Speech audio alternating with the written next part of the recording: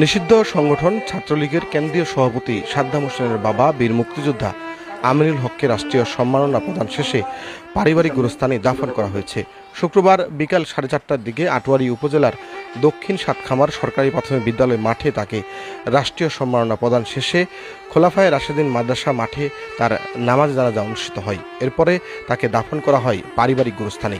তবে রাজনীতি আর বিভিন্ন হত্যা মামলার আসামি হিসাবে দেশের বাইরে পালিয়ে থাকার কারণে বাবার জানাজায় অংশ নিতে পারেননি সাদ্দাম হোসেন। ছেলে হিসাবে রিতার জীবনের চরম ব্যর্থতা।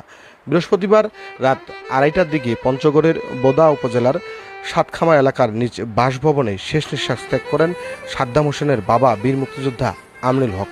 মৃত্যুর সময় তিনি স্ত্রী, 2 ছেলে ও 3 কন্যা সন্তান রেখে গেছেন। বীর মুক্তিযোদ্ধা আমিনুল হক দীর্ঘদিন ধরে বার্ধক্যজনিত রোগে ভুগছিলেন। তিনি Boda pilot high school and কলেজের তৎকালীন প্রধান শিক্ষক আলহাজ আলাউদ্দিন আহমেদের চতুর্থ সন্তান।